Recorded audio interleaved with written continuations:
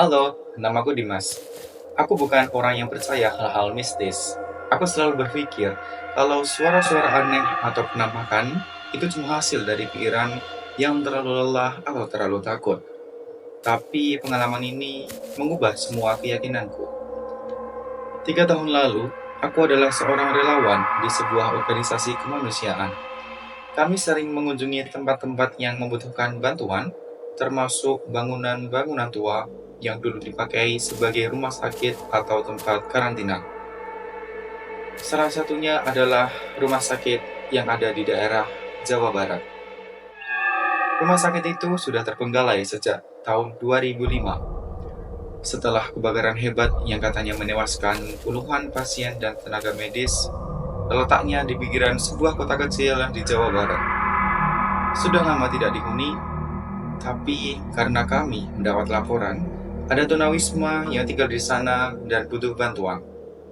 Aku dan dua temanku, Rani dan Bimo, pergi untuk melakukan survei. Awalnya, tempat itu hanya terasa usang, bau kayu terbakar, cat mengelupas, dan coretan-coretan aneh di dinding, tapi tidak ada yang benar-benar menyeramkan. Kami memutuskan untuk membagi diri. Aku mengambil lantai 2, Bimo di lantai dasar, dan Rani di area belakang. Aku naik sendiri dengan senter dan ponsel di tangan. Di lantai 2, ada lorong panjang, sunyi, lampu-lampu neon yang bergantung sudah patah. Aku membuka satu persatu pintu kamar bekas rawat inap. Semuanya kosong kecuali satu, ruang 308.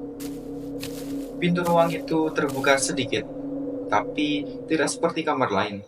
Ruangan ini bersih, bahkan ada ranjang yang masih tertata, tirai yang tidak berdebu, dan bau antiseptik yang samar. Aku melangkah masuk. Entah kenapa, rasanya akrab.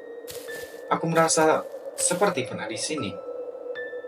Di sudut ruangan, ada sebuah kursi roda tua yang menghadap jendela, dan di dekatnya ada catatan medis yang masih utuh.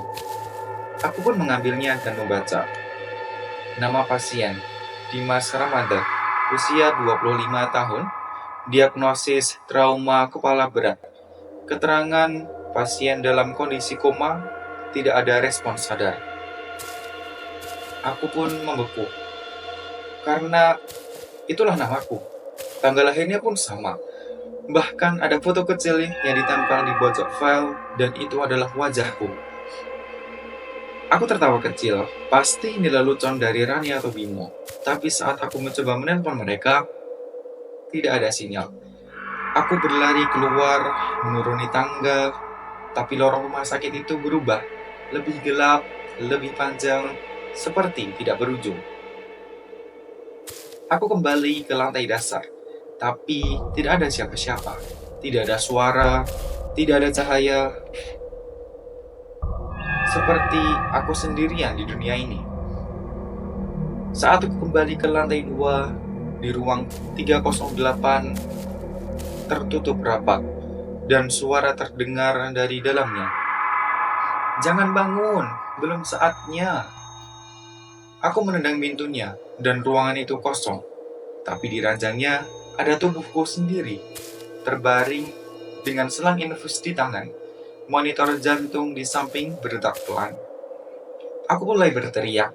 Aku memukul kaca, memanggil siapapun. Tapi tidak ada yang datang. Tidak ada jawaban, hanya gema dari suaraku sendiri.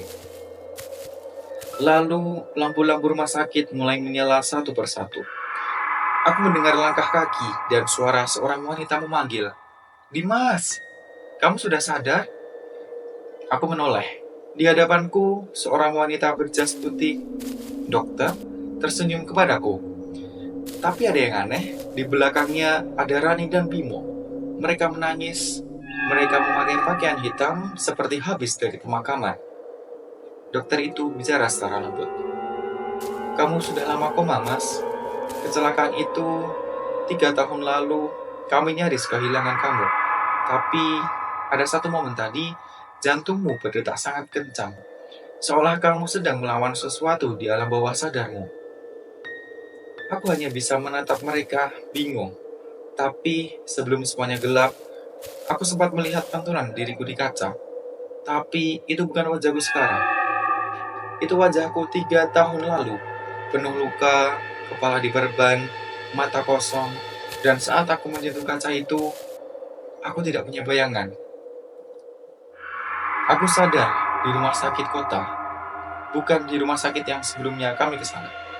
Tapi sejak saat itu, setiap malam, tempat pukul 3 lebih 8, aku bermimpi berada di lorong rumah sakit yang sama, mendengar suara yang sama, "Jangan bangun, belum saatnya."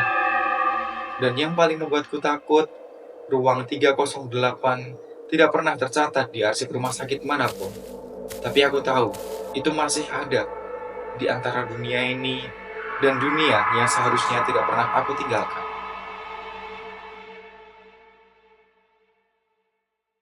Dan itulah akhir dari kisah malam ini. Jika kau masih mendengar bisikan di sekitarmu, mungkin mereka belum selesai bercerita. Jangan lupa like, share, dan komen apabila kalian suka cerita ini. Dan jangan lupa subscribe untuk kisah gelap lainnya di Bisikan Tengah Malam. Sampai jumpa di malam berikutnya. Tapi ingat, jangan pernah mendengarkan sendirian.